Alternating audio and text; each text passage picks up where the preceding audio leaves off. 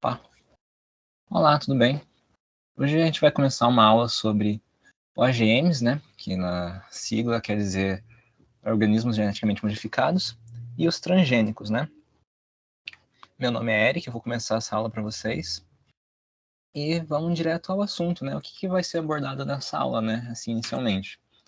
Os conteúdos vai ser o que é, né? Biotecnologia, né? As técnicas, e sobre os organismos geneticamente modificados, como que esses transgênicos estão relacionados com a sociedade e quais são as técnicas, né, no caso ali na biotecnologia, que permite, né, que a gente consiga fazer esses organismos geneticamente modificados, né, com conceitos de genética. E o que são, né, esses organismos geneticamente modificados, os transgênicos?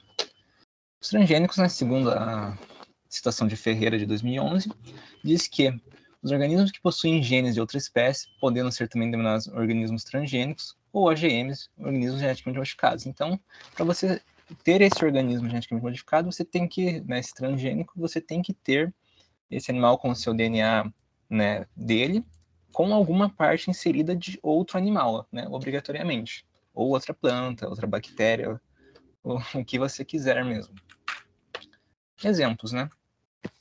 A gente tem, né, o mais comum, assim, de transgênicos, né, todo mundo acho que já deve ter ouvido em algum momento, é sobre as plantas, né, em geral.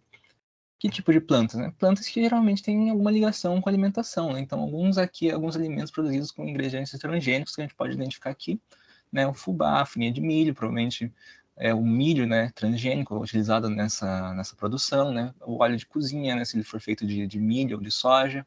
Caso, né, se falamos de soja, a gente pode falar do molho shoyu, que é feito com soja transgênica. E outras diversas diversos alimentos que possuem plantas transgênicas, né, como os biscoitos, macarrão, que provavelmente deve ser derivado de um trigo transgênico.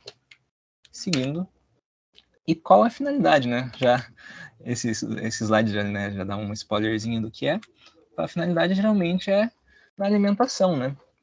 Então, os organismos transgênicos possuem, né, geralmente uma maior produtividade, porque eles crescem mais rápido, você tem uma redução de utilização do agrotóxico, que também auxilia nessa parte, porque você não tem que se preocupar tanto com ter recursos designados a você manter aquelas plantas saudáveis, já que o transgênico muitas vezes traz um gene de algum animal que faz com que ele seja resistente a fungos e outras doenças que podem afetar as plantas. Então, a produtividade em geral dos alimentos é muito maior. A possibilidade de produzir alimentos com maior teor de nutrientes, né? Às vezes você consegue fazer um grão de trigo ou de milho que é muito mais nutritivo em relação de amido ou às vezes até mesmo vitaminas. É possível também que você consiga fazer isso nos alimentos. A possibilidade de cultivo em regiões onde não se pode cultivar, ou seja, você consegue fazer com uma planta às vezes resistente a mudanças de temperatura, às vezes algum solo um pouco mais diferente do que ela é acostumada, você consegue fazer com que essa planta cresça nesse ambiente.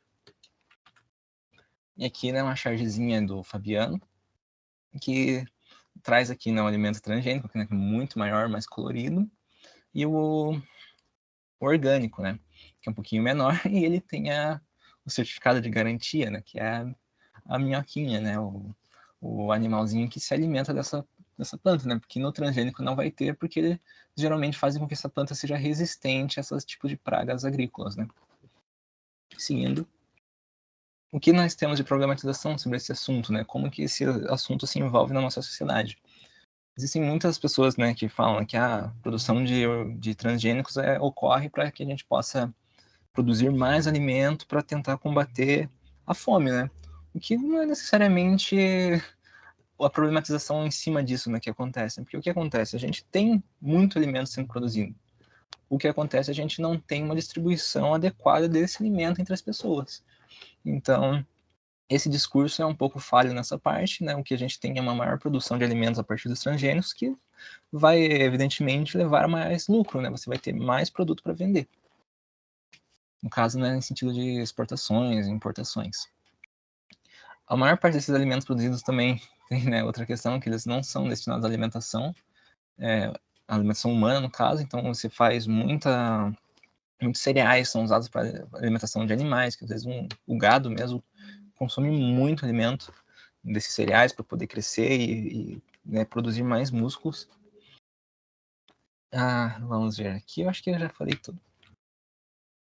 Sim, a utilização dessa tecnologia está atrelada à incerteza de riscos causados à saúde, né? Não tem necessariamente muitos estudos provando que não faz mal, mas também não tem muitos que provam que faz mal também. Então a gente fica numa incerteza nesse assunto, né?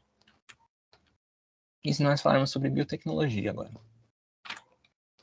As técnicas que são utilizadas para produzir esses organismos transgênicos são várias. Aqui nesse mapa conceitual a gente tem algumas que são, né, trazidas aqui brevemente, né, como o DNA recombinante, a clonagem, a PCR, enzimas de restrição. E vamos falar um pouquinho sobre algumas delas. A clonagem do DNA, né? Muitas vezes, né, a gente quer alguma característica, né, necessária para que a planta às vezes tenha mais nutrientes, ou que ela cresça de maneira mais saudável, e só que a gente tem que tirar isso de outro organismo, né? Então, muitas vezes é a bactéria, que ela possui um DNA, uma molécula de DNA circular, que a gente chama de plasmídio, e geralmente é ali que ela possui as porções do DNA que conferem a ela alguma resistência, às vezes alguma outra bactéria, às vezes ao fungo ou outras coisas, às vezes até mesmo a produção de amido, tem bactérias que produzem amido, e então essa parte dessa bactéria ela é tirada e nós queremos inserir isso na planta, né? Só que para poder fazer isso a gente precisa de uma quantidade muito grande desse DNA. Então a clonagem do DNA é feito como, já dentro dessas partes da bactéria, a gente faz com que ela expresse mais esse DNA para que a gente possa extrair e inserir nas plantas. Então é muito importante que a gente consiga clonar esse DNA. E isso é utilizado não só na parte de alimentação, como, por exemplo, a gente sabe que a insulina é usada no tratamento dos diabéticos, né, na regulagem da quantidade de açúcar no sangue. Ele é extraído de um plasmídio de uma bactéria. Reação em cadeia de polimerase, PCR. É a reação em cadeia que a gente consegue fazer para diversos usos, inclusive nos exames de Covid, né? Já provavelmente ouviram falar sobre teste de PCR, ou até mesmo em cenas de crimes, né? A gente consegue ver na gotícula de sangue, que a gente pode produzir várias cópias de sequência de DNA de interesse a partir de um DNA modelo. Então, é semelhante à clonagem, mas é mais no sentido de replicação. E pode ser usado para fazer também muitas cópias de um DNA para que a gente possa inserir isso na planta, ou né, no caso que nós estamos falando sobre alimentação, ou até mesmo em outros organismos que a gente pode precisar dessas cópias de DNA. Eletroforese, né? O que é eletroforese? A eletroforese você consegue fazer com que dentro de um gel você coloque o material do DNA e você consegue, através de elétrica, você consegue fazer com que essas partículas, né, que elas possuem cargas, né, elétricas, corram nesse gel, né, elas vão se espalhando nesse gel. E o tamanho da partícula vai determinar o quanto ela vai se mover. Então, se você conseguir fazer a cópia do DNA, inserir nessa planta e você reproduzir essa planta, você pode pegar a planta original, essa planta com que você reproduziu, e você fazer esse teste de eletroforese nas duas plantas. E você, conforme a quantidade de partículas que correrem nessas duas eletroforeses, você pode ver se essas plantas são iguais ou não.